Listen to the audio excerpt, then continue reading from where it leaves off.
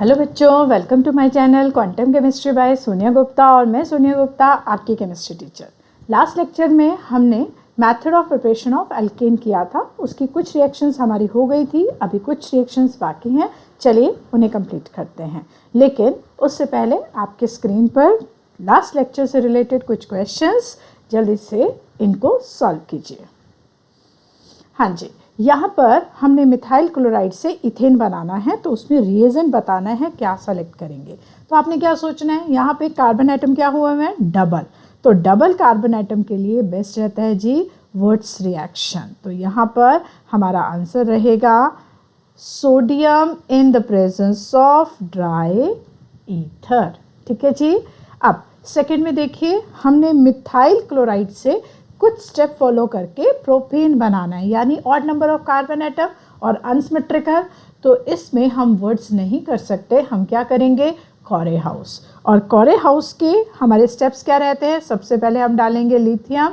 तो ए हो गया हमारा लिथियम और बी हो गया हमारा मिथाइल लिथियम। उसके बाद हम कॉपर डालेंगे, तो ये आ जाएगा डाई अल्काइल यानी डाई मिथाइल लिथियम क्यूपरेट। ठीक है जी। उसके बाद दिस इज गलमान रिएजेंट। उसके बाद हम डालेंगे ethyl chloride and after that we will get propane. Done. Next is ethyl chloride, इसमें ए डालकर हमें इथेन डालना है, यानी same number of carbon atom, just reduction. तो ए क्या क्या हो सकता है यहाँ पर, क्योंकि ये प्राइमरी अल्काइल हैलाइड है तो सोडियम बोरोन हाइड्राइड नहीं हो सकता, लेकिन इसके साथ ही लिथियम एल्युमिनियम हाइड्राइड डाल सकते हैं, TPH डाल सकते हैं, और हम चाहे तो zinc in the presence of HCl, zinc in the presence of acetic acid. ठीक है जी। जिंक कॉपर का कपल विद ROH, या zinc in the presence of NaOH। यहाँ पर से हम ये सब भी, इनमें से कुछ भी हम यूज कर सकते हैं। ठीक है। नाउ नेक्स्ट इज, हमारे पास कुछ रिएक्शंस हैं, इसके प्रोडक्ट बनाने हैं। ये हमारे पास टर्शरी अल्काइल हैलाइड है, जिंक कॉपर अल्कोहल से रिडक्शन होती है। रिडक्शन का मतलब Br जाएगा, उसकी जगह H आ जाएगा, तो ये C6H5 और यहाँ पर ये बन गया H। ठीक है। Zinc in the presence of dry ether, याद कीजिए क्या कहते हैं, यस फ्रैंकलैंड।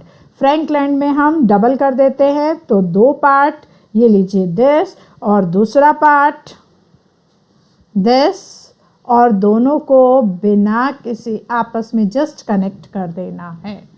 ठीक है जी। तो ये आंसर हो गया sodium in the presence of dry ether, क्योंकि ये टर्शरी है।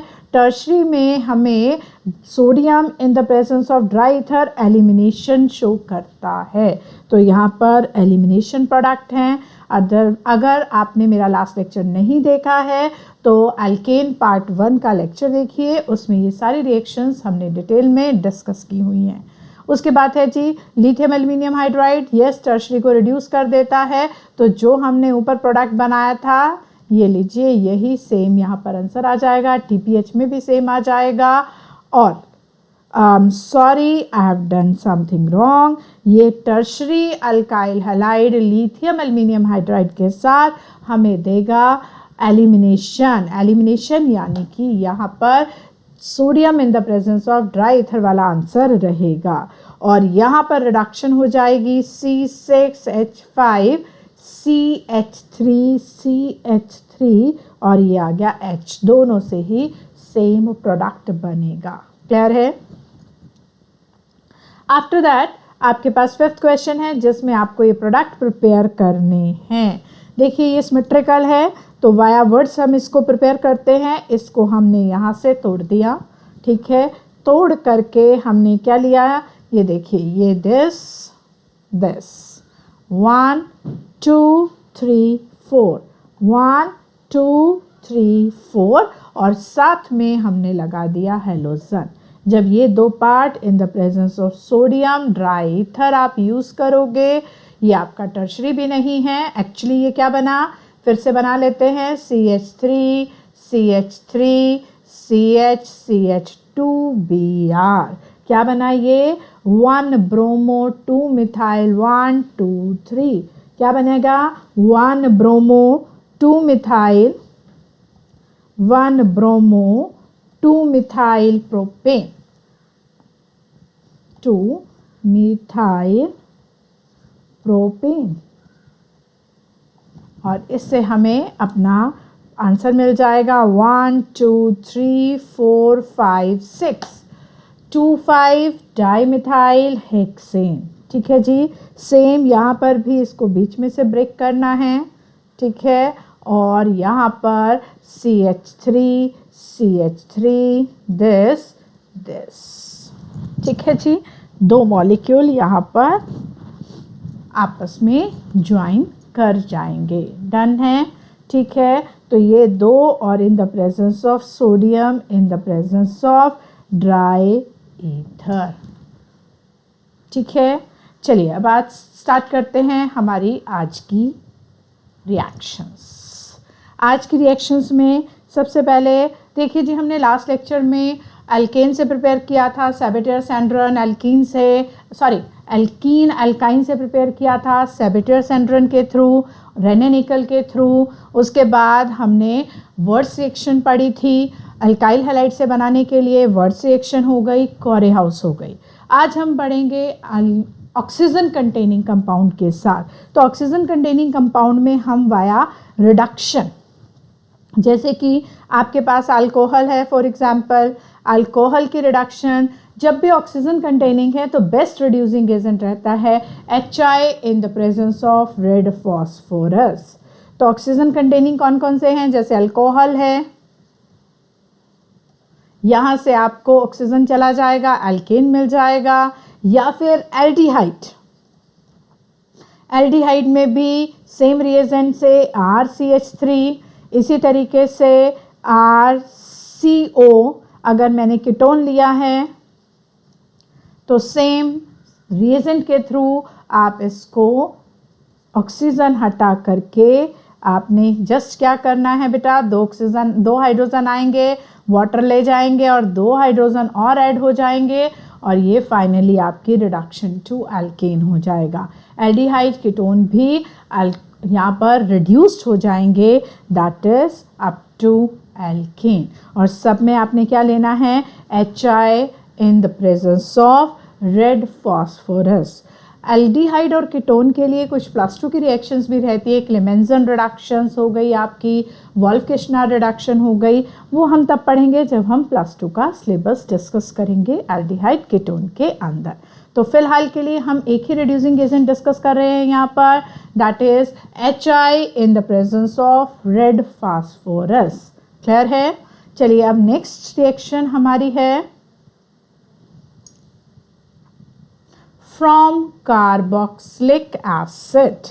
कार्बोक्सिलिक एसिड, ये थोड़ा सा डिटेल में थोड़ा आराम से पढ़ने वाला टॉपिक है।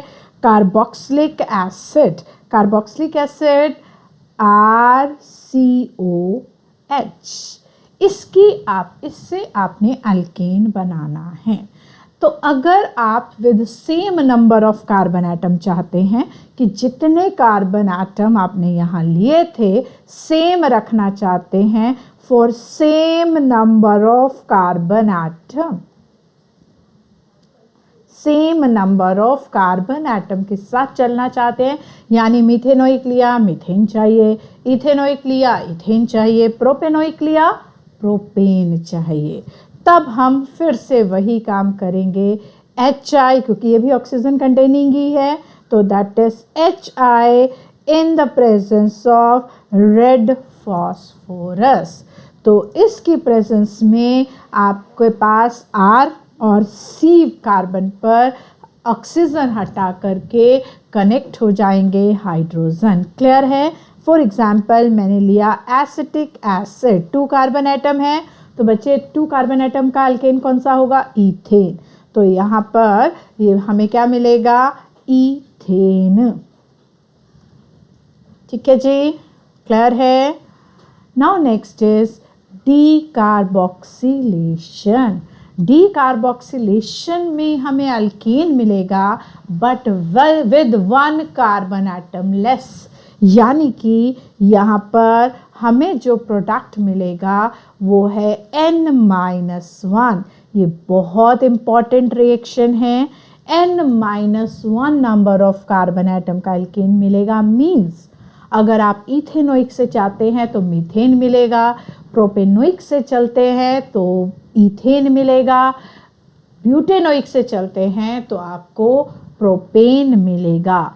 बट इसका मतलब आप यहाँ से मीथेन तो बना सकते हैं, मीथेन बनाना है बना सकते हैं, लेकिन हम फॉर्मिक एसिड को डीकार्बोक्सिलेशन नहीं करवा सकते हैं। मैं अभी समझाती हूँ हम क्या बात कर रहे हैं।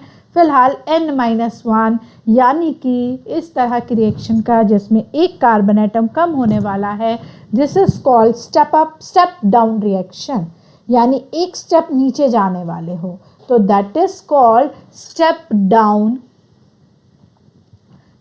Down reaction. इस रिएक्शन को हम क्या कहेंगे? Step down reaction. और यानी कि आपको एक कार्बन एटम कम मिलने वाला है, एंड दिस इज डीकार्बोक्सिलेशन यानी removal of CO2, removal of CO2। अगर इसकी रिमूवल करानी है तो इसके लिए जो रिएजेंट होगा that is NaOH and calcium oxide. NaOH को हम कहते हैं सोडा और CaO को कहते हैं लाइम। तो this is called soda lime, NaOH calcium oxide in a ratio of 3:1।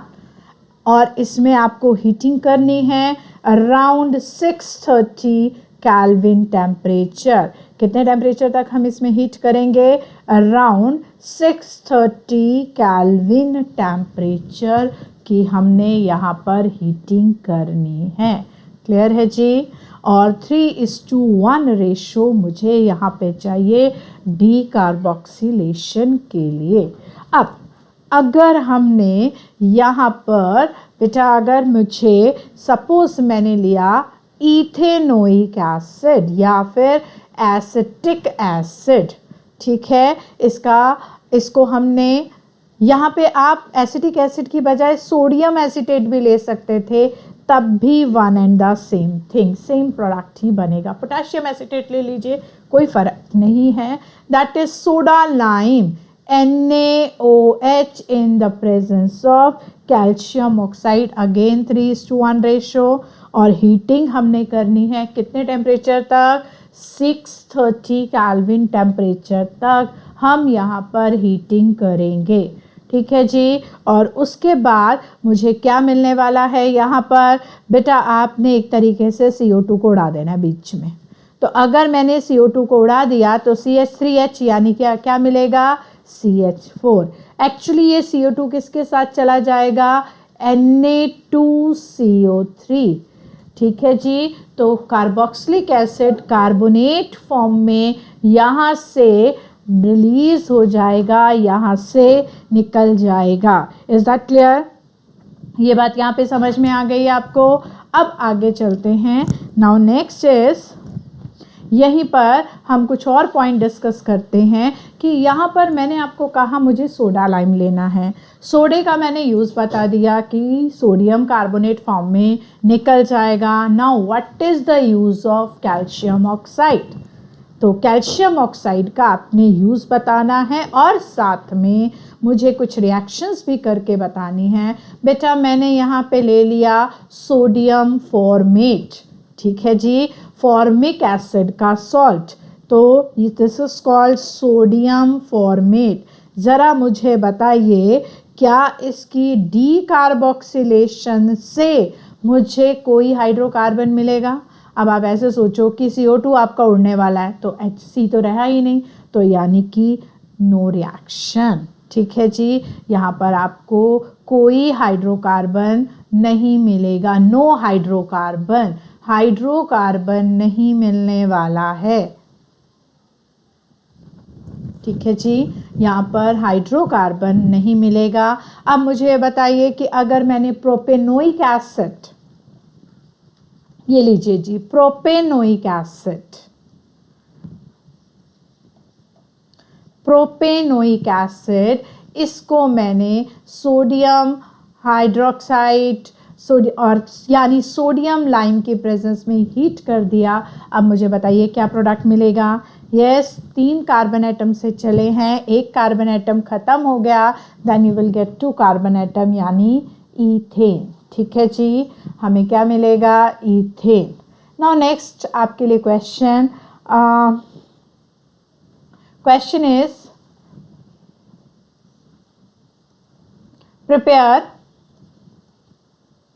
prepare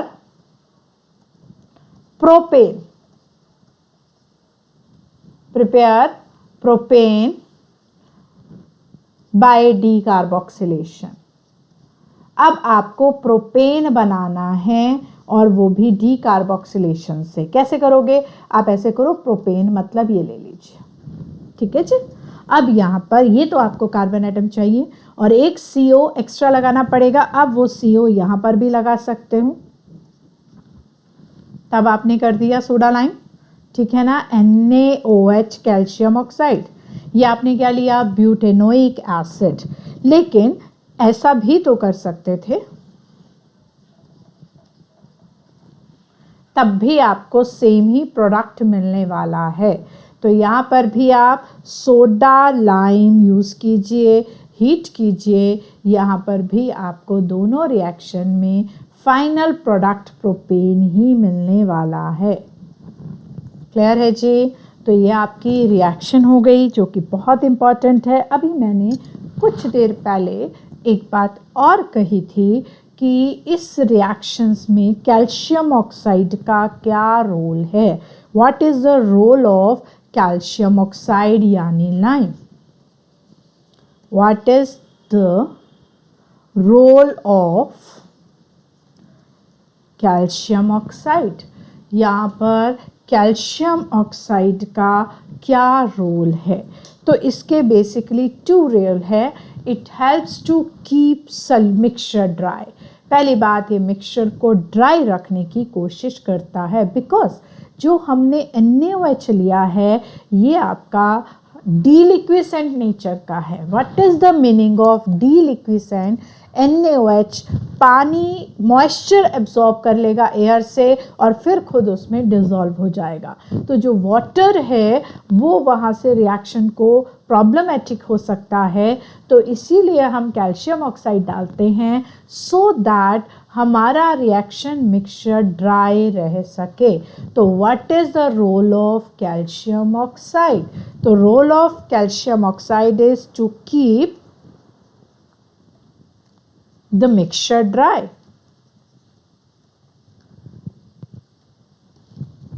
second role ये है कि भाई हमने अपने मिक्सचर को बहुत हाई टेम्परेचर पर हीट करना है, अराउंड 630 केल्विन टेम्परेचर तक हमने अपने मिक्सचर को हीट करना है। अब इतने टेम्परेचर को सस्टेन करने की, इतने टेम्परेचर को बियर करने की कैपेसिटी मिक्सचर में होनी चाहिए। तो वो मिक्सचर में कैपेसिटी कौन लेकर आता है, दैट इज कैल्शियम ऑक्साइड। ये कैल्शियम ऑक्साइड है बेटा, कैल्शियम ऑक्साइड, और यहाँ पर हमने किया हुआ है हीट। तो सेकेंड क्या है, it permit the mixture to retain at high temperature, to bear the temperature. Temperature को बियर करने की कैपेबिलिटी कैल्शियम ऑक्साइड डालने से आती है। Is that clear. तो it means it allow the mixture to retain at high temperature। High temperature पर आपका मिक्सचर रिटेन रह सके, वो कैपेबिलिटी कैल्शियम ऑक्साइड के डालने से आती है। तो मिक्सचर को ड्राई भी रखता है और यहाँ पर हाई टेम्परेचर पर भी बियर कर सकता है। ठीक है जी, जल्दी से एक बार फिर से रिवाइज कीजिए। हमने क्या डाला यहाँ पे? अगर हमने कार्बोक्सिलिक एसिड दिया गया है और उससे एल्केन बनाना है, अगर आपको कहते हैं जी सेम कार्बन एटम रखिए, कोई कार्बन एटम आप लूज नहीं कर सकते हैं, तो रिडक्शन करेंगे इन the presence of HI red phosphorus. लेकिन अगर आपको एक स्टेप नीचे जाना है, तब आपको क्या करना पड़ेगा? तब आपको यहाँ पर डीकार्बोक्सिलेशन करनी पड़ेगी by the use of soda lime. ठीक है, अब आज के टॉपिक की मेन रिएक्शन, आज के लेक्चर की मेन रिएक्शन है कॉल-बेस इलेक्ट्रोलिसिस। कॉल-बेस इलेक्ट्रोलिसिस के थ्रू हम एल्केन, एल्कीन और एल्काइन तीनों चीज़ें प्रिपेयर कर सकते हैं और तीनों ही हम आज के लेक्चर में डिस्कस करने वाले हैं। तो यहाँ पर सबसे पहले हम बनाते हैं फॉर एल्केन। सबसे पहला हमारा हेडिंग है फॉर एल्केन। ठीक है जी, तो सबसे पहले हम एल्केन बनाने वाले हैं। अब यहाँ पर हमें एल्केन कितने नंबर ऑफ कार्बन एटम से क्या मिलेगा? तो जितने कार्बन एटम आप अपने साथ लेके चले हो, n number of carbon atom. अगर आप प्रोपेनोइक एसिड से स्टार्ट किया है तो N3 हो जाएगा, इथेनोइक से स्टार्ट किया है तो N2 हो जाएगा। यानी जितने नंबर ऑफ कार्बन एटम आप अपने घर से लेके चले हो, उसमें से एक तो लूज हो जाएगा जी आपका। तो यानी कि आप मीथेनोइक से स्टार्ट नहीं कर सकते हो। मीथेनोइक में एक ही कार्बन है, वही लूज हो जाएगा, तो फिर आगे चल ही नहीं पाओगे। तो सबसे पहले आप जितने नंबर ऑफ कार्बन एटम अपने घर से चले हो लेकर, उसमें से एक लूज हो जाएगा, फिर जितने बचे हैं वो हो जाएंगे डबल। ठीक है, तो यहाँ से 2 × n-1। इसका मतलब अगर मैं आपसे क्वेश्चन पूछती हूँ कि प्रिपेयर प्रोपेन, प्रोपेन नहीं, हम प्रिपेयर करते हैं, सॉरी, प्रिपेयर यहाँ पर करते हैं ईथेन। प्रोपेन हमने इसलिए नहीं किया क्योंकि 2 × n-1 only for even number of carbon atom, तो that is only for alkane with, क्योंकि 2 आ गया, with even number of carbon atoms, even number of carbon atom that is symmetrical, और वो भी even number of carbon atom से भी unsymmetrical नहीं, and symmetrical alkane। खाली आपके इवन नहीं, सिमेट्रिकल भी होने चाहिए। तो सिर्फ यानी वही वर्ड्स वाली स्टोरी यहाँ पर आएगी। वहाँ पर 2n था, लेकिन यहाँ पर पहले एक कार्बन एटम कम होगा, फिर डबलिंग होगी। वहाँ पे सीधा Cl जाता था और डबल कर देते थे, यहाँ पे पहले CO2 जाएगा, फिर डबल करेंगे। That is the difference. तो अब यहाँ पर मेरी बात समझ में आई बेटा? जितने कार्बन एटम आपने लेके चले, उसमें से CO2 बाहर निकलेगा, फिर आप उसको डबल करोगे। क्लियर है? तो यहाँ पर इथेन अगर बनाना है, यानी कि 2 × n-1 से आपको टोटल कार्बन एटम चाहिए 2। तो इसका मतलब आप 2 से यहाँ से ये कैंसिल हुआ, n-1 = 1, n = 2। इसका मतलब आपको क्या लेके चलना पड़ेगा? Ethanoic acid. तो क्या होगा यहाँ पे? आपका आंसर आ गया कि भाई आपको अगर इथेन बनाना है तो आपको कहाँ से स्टार्ट करना पड़ेगा? Ethanoic acid. ठीक है, कैसे करना है? चलिए हम रिएक्शन स्टार्ट करते हैं। यहाँ पर इथेनोइक एसिड से हम रिएक्शन स्टार्ट करते हैं। Ethanoic acid, call-base electrolysis. Ethanoic acid में पहले हम बेस डालेंगे। बेस हम कोई भी ले सकते हैं, मैंने लिया है NaOH, स्ट्रॉन्ग बेस होना चाहिए। KOH, NaOH कुछ भी ले सकते हैं, बेरिलियम हाइड्रोक्साइड, बेरियम हाइड्रोक्साइड। लेकिन यहाँ पर मैंने क्या लिया है? NaOH। तो यहाँ पर मिलेगा आपको सोडियम सॉल्ट। ठीक है जी। अब इसकी इलेक्ट्रोलिसिस, सोडियम सॉल्ट,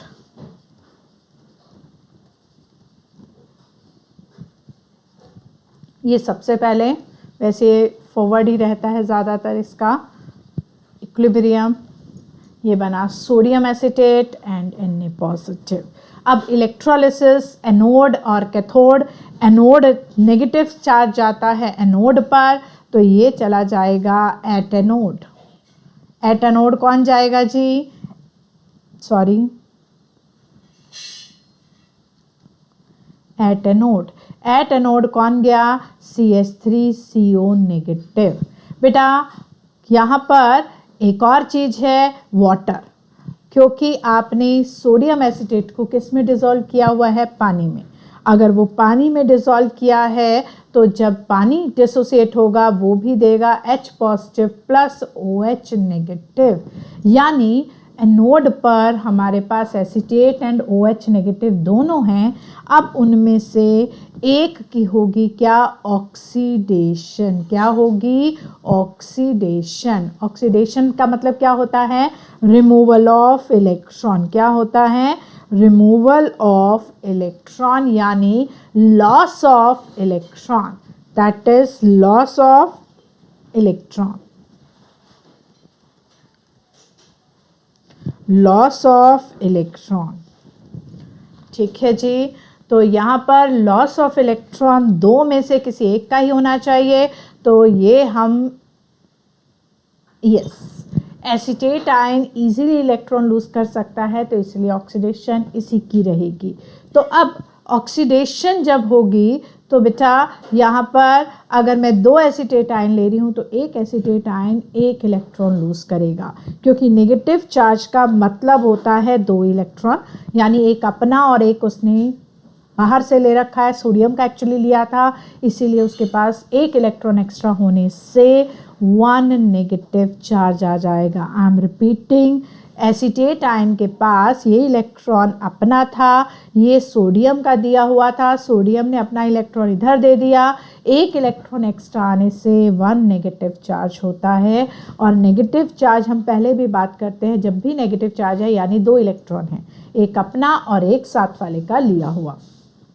अब ऑक्सीडेशन में वो वही इलेक्ट्रॉन लूज कर देगा, एक एसीटेट एक इलेक्ट्रॉन लूज करेगा, दो एसीटेट दो इलेक्ट्रॉन लूज करेंगे, और यहाँ पर मुझे मिलेगा एसीटेट आयन का एक इलेक्ट्रॉन लूज हो गया, एक बच गया।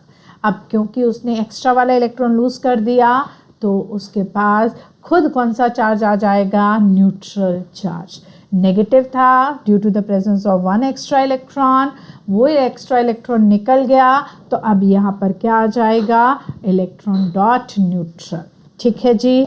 अब मैंने आपको कहा था एसीटेट आयन, जब भी आप कोई भी एसिड लेके चलोगे, जितने कार्बन एटम चलोगे एक वहाँ से लूज हो जाएगा। अब वो लूज होने की बारी है, यहाँ पर लूज होगा, और क्यों होगा चलिए उसके बारे में डिस्कस करते हैं। एक्चुअली एसीटेट आयन है आपका CH3CO।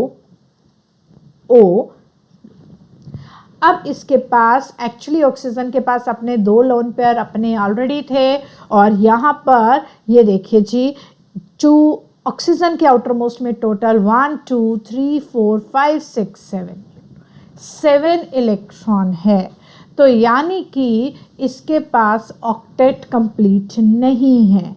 क्या कहेंगे हम? 7 न्यूट्रल है लेकिन 7 इलेक्ट्रॉन इन आउटरमोस्ट शेल। इसकी वजह से ये बेचारा दुखी है, क्योंकि ये इलेक्ट्रॉन डेफिशिएंट है। Oxygen is the second most electronegative atom.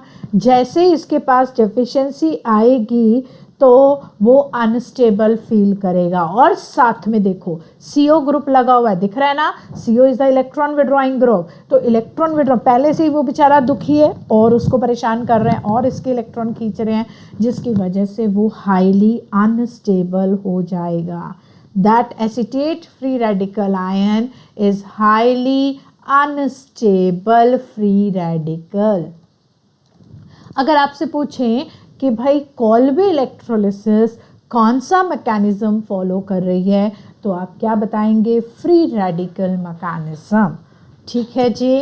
अब यहाँ पर इसने क्या करना है कि एक इलेक्ट्रॉन जो CH3 के साथ वाला शेयर है वो अपना बीच में डाल देगा। जैसे ही एक इलेक्ट्रॉन का मूवमेंट होता है तो उसको हम हाफ एरो से शो करते हैं। एक इलेक्ट्रॉन यहाँ से आ गया, एक ऑक्सीजन के पास खुद था, उन्होंने अपना बॉन्ड बना लिया। और क्योंकि यहाँ से अपना इन्वेस्ट किया हुआ इलेक्ट्रॉन निकाल दिया तो CH3 के साथ उसका बॉन्ड टूट जाएगा। उसकी बॉन्डिंग, उसकी दोस्ती किस वजह से थी? इस इलेक्ट्रॉन की वजह से थी। उसने वो इलेक्ट्रॉन छीन करके ऑक्सीजन को दे दिया तो उसकी खुद की बॉन्डिंग जो है वो ब्रेक हो गई। और क्योंकि यहाँ से बॉन्डिंग ब्रेक हो गई तो देखो ये क्या बन गया? CO2। क्या बन गया? CO2। तो -CO2। जैसे ही -CO2 आएगा तो CH3 डॉट बन जाएगा। ठीक है जी, तो CH3 डॉट। अब ऐसे ही दूसरी सीरीज का 2 हम साथ साथ चल रहे हैं तो एक और CH3 डॉट यहाँ पर है और ये दोनों ही इंटरमॉलिक्यूलर ज्वाइन हो गए, यानी कि दो अलग अलग मॉलिक्यूल, दो अलग अलग CH3 से दो अलग अलग सीरीज से CH3 बने और वो आपस में जुड़ गए। ठीक है जी, और यहाँ पर आपको मिलेगा CH3, यही इथेन चाहिए था। This is the major product. क्या बनेगा? मेजर प्रोडक्ट आपको मिलेगा इथेन। अब इससे रिलेटेड बहुत सारे और छोटे, ये तो मेन क्वेश्चन हो गया, major product is the main question, लेकिन बहुत सारी छोटी छोटी बातें और है जो हमें इससे रिलेटेड पूछी जा सकती हैं। और वो क्या है? Major product.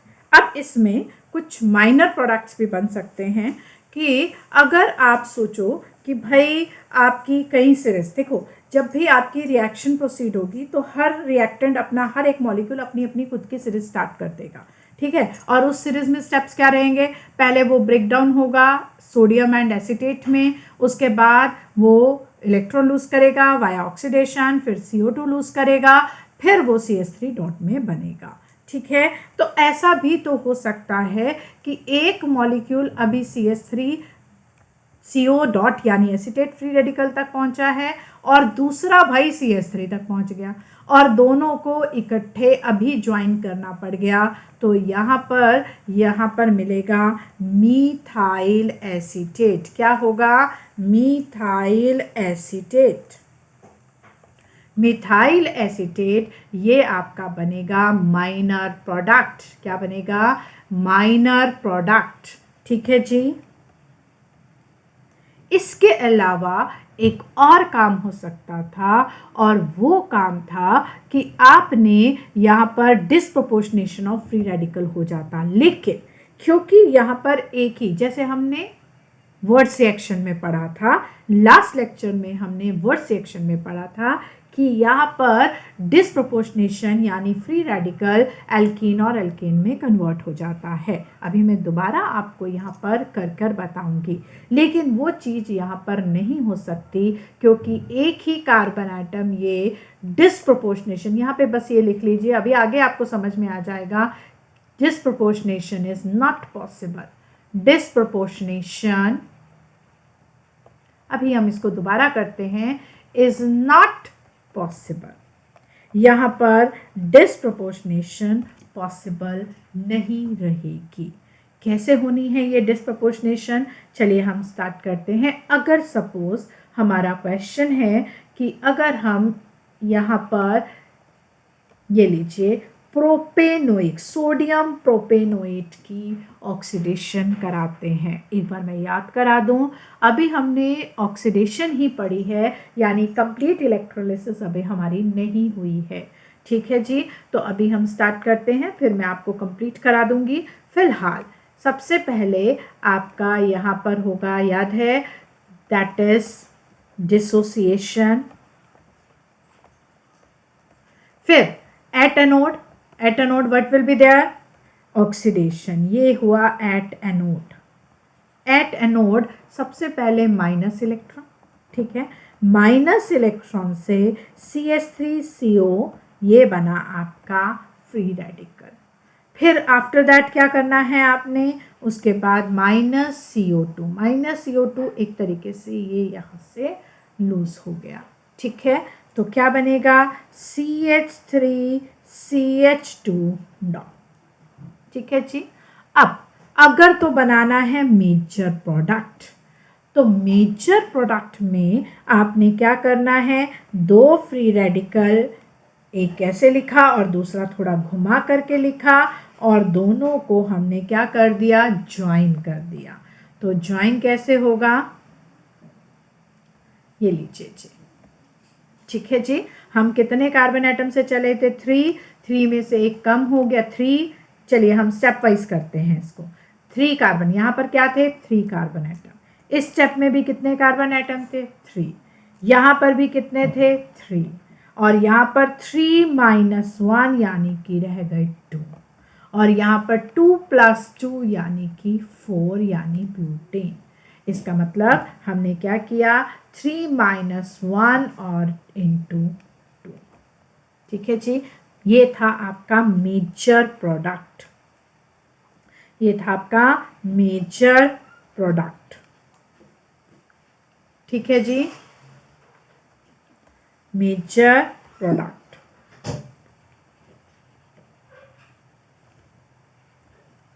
Now next is minor product में क्या क्या पॉसिबिलिटी हो सकती हैं। पहले आप इसको जल्दी से नोट कर लीजिए। अब करते हैं माइनर प्रोडक्ट। माइनर प्रोडक्ट में एक चीज़ मैंने आपको ऑलरेडी बताई थी कि हम क्या करेंगे, एक रिएक्शन ऐसी, ये आपका कार्बोक्सिलेट फ्री रेडिकल है और दूसरी सीरीज आपकी एंड तक पहुंच चुकी है, ये आपका इथाइल तक, यानी 3 और 2, और ये दोनों जुड़ जाएंगे, then we will get ester. Ester मतलब CH3 CH2 CO। क्या नाम हुआ बेटा इसका, ऑक्सीजन के साथ कौन है, इथाइल, और वैसे ये क्या है, प्रोपेनोएट। तो यहाँ पर क्या मिलेगा, ethyl propanoate, propane O8, ethyl propanoate. ठीक है जी, तो ये तो हम ऑलरेडी पढ़ चुके हैं। एक वर्ड मैंने यूज़ किया था, डिस्प्रपोर्शनेशन। एक वर्ड हमने यूज़ किया था, दैट इज डिस्प्रपोर्शनेशन। इसका क्या मतलब है, डिस्प्रपोर्शनेशन हमने ये ऑलरेडी कर चुके हैं, हमने वर्ड्स रिएक्शन में इसको यूज़ किया था। एक बार फिर से मैं आपको करा देती हूँ, that is oxidation and reduction. क्या होगा, CH2 CH3, एक साइड से ये हाइड्रोजन जाएगा, ये लीजिए जी, एक साइड से हाइड्रोजन गया और दूसरे पर जाके कनेक्ट हो गया। जिधर से हाइड्रोजन लूज हुआ वहां बच गया CH2 CH2। Removal of hydrogen, that is called oxidation, और addition of hydrogen is called reduction. ठीक है जी, तो यहां पर एक में हो गया आपका ऑक्सीडेशन। ऑक्सीडेशन में हमने क्या करना है, नेक्स्ट है जी आपका डिस्प्रपोर्शनेशन। तो डिस्प्रपोर्शनेशन में हमें क्या करना है, हमने ऑलरेडी डिस्कस भी किया था जब हमने वर्ड्स रिएक्शन पढ़ी थी। यहाँ पर हमने क्या करना है कि एक मॉलिक्यूल जो है हाइड्रोजन लूज करेगा और एक हाइड्रोजन ऐड करेगा। तो जो यहाँ पर CH2 सपोज, इसमें से आपने, इसको हमने डिटेल में डिस्कस किया था जब हमने वर्ड्स पढ़ा था। यहाँ पर इसने हाइड्रोजन लूज कर लिया और इसने हाइड्रोजन गेन कर लिया। ठीक है, एडिशन ऑफ ऑक्सीजन होती है oxidation, removal of oxidation, removal of hydrogen भी होगी ऑक्सीडेशन, और दूसरी तरफ से हाइड्रोजन जो ऐड होगा वो करेगा रिडक्शन। तो यहाँ पर फाइनली आपको क्या प्रोडक्ट मिलने वाला है, CH2 CH2 यानी CH2 double bond CH2 ethene, और दूसरा क्या मिलने वाला है, CH3 CH3 यानी ईथेन। ठीक है जी, तो यहाँ पर जो यहाँ पे रिमूवल होने वाला होता है वो नेक्स्ट फ्री रेडिकल से नेक्स्ट कार्बन पर होगा। तो जब हमने लास्ट रिएक्शन पढ़ी थी उसमें एक ही कार्बन एटम का फ्री रेडिकल था, और इसी वजह से यहाँ पर हमने लिखा था नॉट डिस्प्रपोर्शनेशन, यानी डिस्प्रपोर्शनेशन इस केस में पॉसिबल नहीं थी, right, because at least 2 carbon atom चाहिए फॉर डिस्प्रपोर्शनेशन रिएक्शन, राइट। अब हम आगे चलते हैं कि हमने यहाँ से मेजर माइनर पढ़े हैं। अब हम यहाँ पर कुछ इम्पॉर्टेंट पॉइंट्स पर चलते हैं। सबसे पहले हमने एक तो एनोड की बात की। एनोड पर हमें टोटल कौन कौन सी गैसेस मिली जी? एट एनोड हमें क्या क्या मिला? एक तो मिला CO2 गैस और दूसरा मिला एल्केन। जैसे यहाँ पर एल्केन में क्या मिला? ब्यूटेन, और लास्ट केस में कौन सा क्या मिला था हमें? ईथेन। तो यहाँ पर हमें मिलेगा 2 moles of carbon dioxide and 1 mole of alkene. ठीक है जी, क्योंकि एक मॉलिक्यूल एक CO2 रिलीज कर रहा है तो 2 मॉलिक्यूल 2 CO2, 2 मोल 2 CO2, और जब वो जुड़ जाएंगे तब एक एल्केन मिलेगा। तो इट मीन्स 2 मोल्स जुड़ करके 1 मोल बनाएंगे। तो that's why we will get 1 mole of alkane at anode. आई बात समझ? अभी मैं दोबारा इस बात को क्लियर करती हूँ। उसके बाद नेक्स्ट इज, अगर मुझे कैथोड पर जानना है क्या बनेगा तो मुझे करानी पड़ेगी रिडक्शन। अब कैथोड में मेरे पास है cation H positive and Na positive. 2 type of cations are possible, जिसमें रिडक्शन किसी एक की ही होने वाली है। तो H का Rp जो होता है वो हाई होता है। Rp मतलब रिडक्शन पोटेंशियल, Rp मतलब रिड्यूस्ड होने का पोटेंशियल। तो रिड्यूस्ड होने का पोटेंशियल अगर हम इलेक्ट्रोकेमिकल सीरीज देखें तो H पॉजिटिव का ज़्यादा रहता है। तो इसी वजह से इलेक्ट्रॉन किसके हिस्से में आएंगे? ये आएंगे हाइड्रोजन के हिस्से में, और 2 मोल जुड़ करके 1 मोल बनाएगा। तो जिस तरीके से 2 मोल फ्री रेडिकल जुड़ करके 1 मोल एल्केन बना रहा था, इसी तरीके से हमें यहाँ पर 1 मोल ही मिलेगा। ठीक है, हाइड्रोजन गैस एट कैथोड। अगर मैं इसकी फुल रिएक्शंस की बात करूँ, full complete reaction, suppose CH3CONA, I am getting 2 moles of this, तो 2 मोल से यहाँ पर 2 मोल ही मिलेंगे CO2 के और 1 मोल मिलेंगे ईथेन का। ठीक है जी, यानी टोटल 3 मोल एट एनोड, और कैथोड पर मिलेगा 1 मोल ऑफ हाइड्रोजन। तो टोटल हम कहें 3 mole at anode, total gases, ये नहीं कि कौन कौन सी हैं, 3 mole at anode and 1 mole at cathode. तो ओवरऑल मुझे क्या मिलने वाला है? टोटल 4 मोल्स ऑफ गैसेस मिलने वाली हैं, जिसमें से क्या क्या है? 2 mole CO2, 1 mole alkane at anode and 1 mole hydrogen at cathode. और इस सारे में लॉस और गेन कितने का होने वाला है? गेन भी 2 इलेक्ट्रॉन का है और लॉस भी 2 इलेक्ट्रॉन का था। यानी कितनी इलेक्ट्रिसिटी यूज होगी?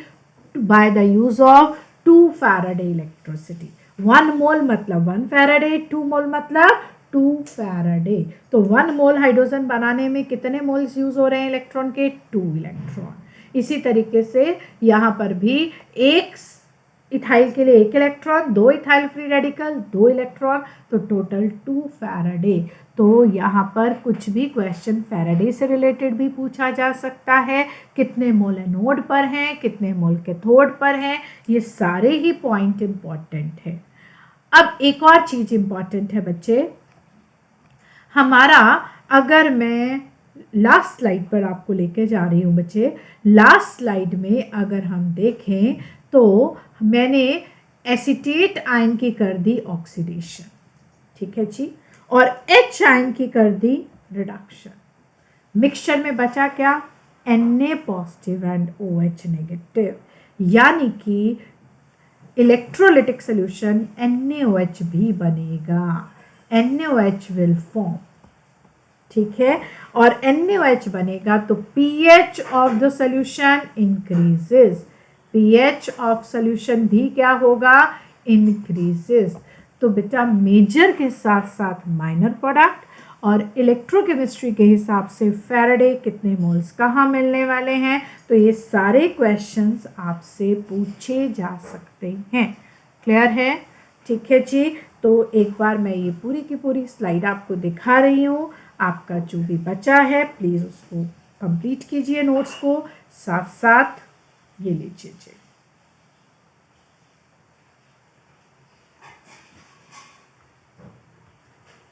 नहीं तो स्क्रीनशॉट ले लीजिए।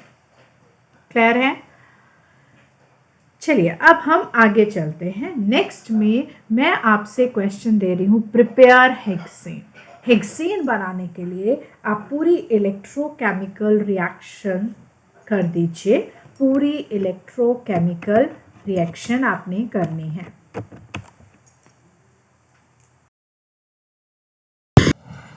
Now prepare hexane via Wurtz reaction and all major and minor product. Prepare hexane.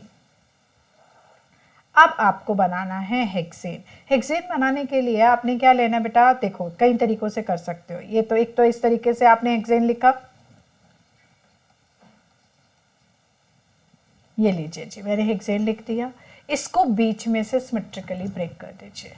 जब आप इसको सिमेट्रिकली ब्रेक करेंगे, CH3 CH2 CH2, अब यहाँ पर लगा दीजिए CONA।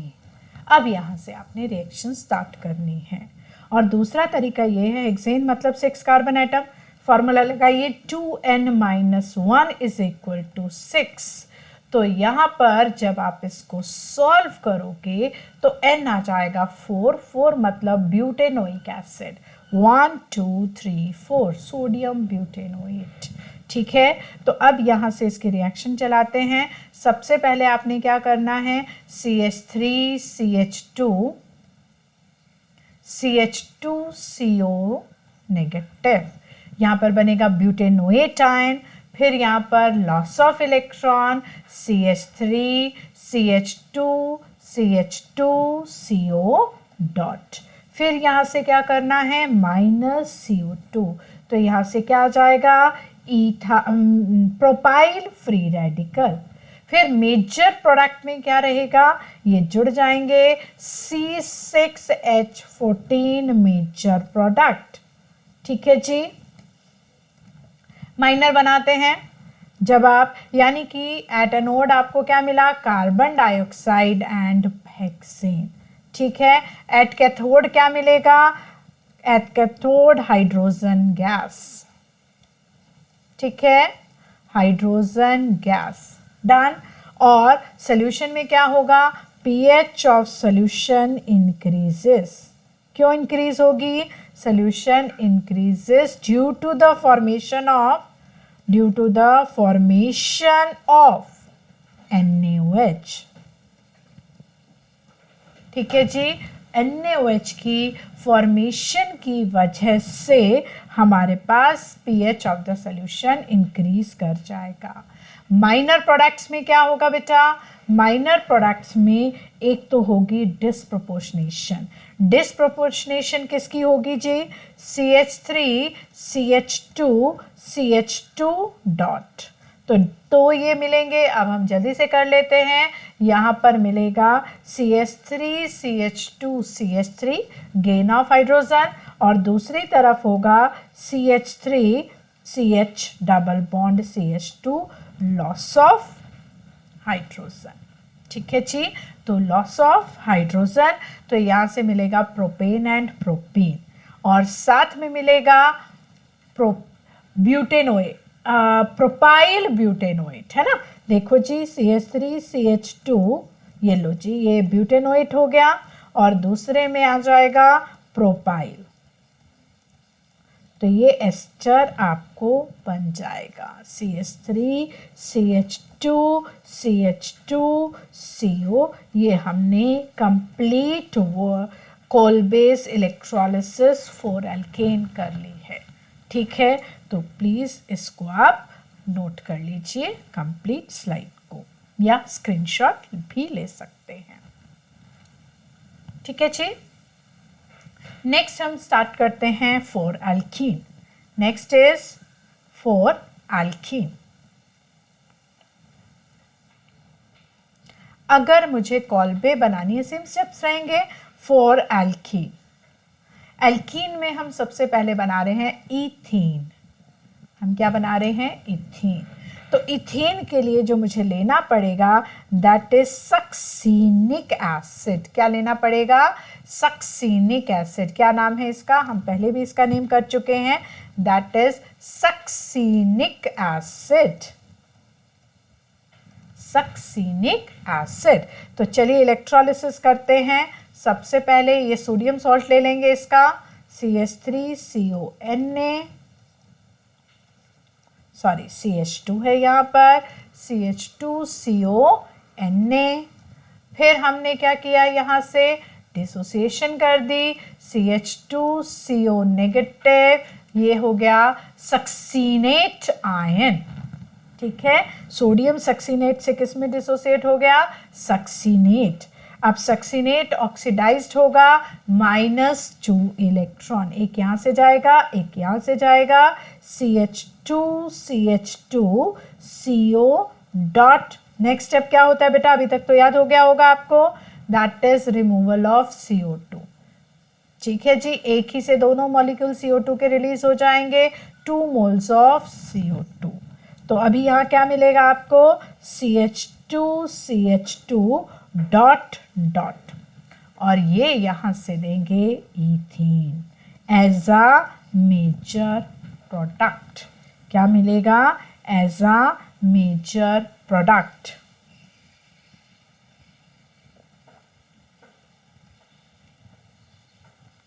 ठीक है जी।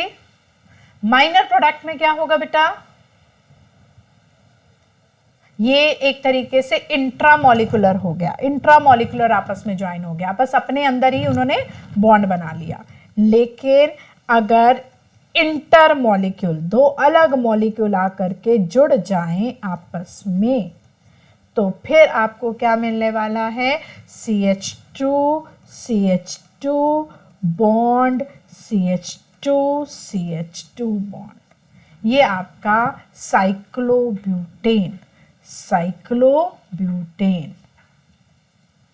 ये आपको क्या मिलेगा? That is minor product. ठीक है जी, this is your minor product. ठीक है, क्लियर है? तो ये आपकी कंप्लीट रिएक्शन हो गई 4 एल्कीन। ठीक है, कंप्लीट। नाउ नेक्स्ट इज, हम लोग अब बनाते हैं। अगर मैं आपको कहूँ जी मुझे तो प्रोपीन बना के दीजिए, तो आप क्या करोगे? प्रोपीन, CH3 पहले प्रोपीन लिख लीजिए। अब इस प्रोपीन के लिए रिएक्टेंट बनाना है, तो आप एक डबल बॉन्ड हटाइए और उसकी जगह CONA। ठीक है जी, डाइओइक एसिड, डाइओएट आयन बन जाएगा। ठीक है, तो ये 1 2 3 यानी 1 2 डाइओइक एसिड लोगे। ठीक है, 1 2 हो जाएगा प्रोपेन, प्रोएन, 1 2 डाइओइक एसिड, तो ये डाइओएट आ जाएगा, सोडियम डाइओएट। ठीक है जी, सारे स्टेप्स वही रहेंगे, कर लेंगे आप।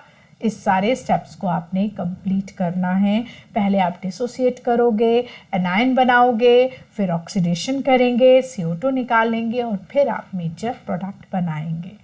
ठीक है जी। Now last is 4 alkyne. Last is 4 alkyne. अगर आपको अल्काइन बनाना है, दैट इज 4 अल्काइन। अल्काइन बनाने के लिए हम क्या लेंगे? यहाँ पे सपोज मुझे बनाना है एसिटाइलिन। एसिटाइलिन के लिए मैं 2 एसिड्स ले सकती हूँ, इधर मैलिक एसिड, मैलिक एसिड ये लीजिए जी, सिस फॉर्म को हम कहते हैं मैलिक एसिड। ये है आपका मैलिक एसिड। इसी की ट्रांसफॉर्म लेंगे तब भी कोई दिक्कत नहीं है। तो ट्रांसफॉर्म हमने लेनी है, ये लीजिए, दैट इज द ट्रांसफॉर्म।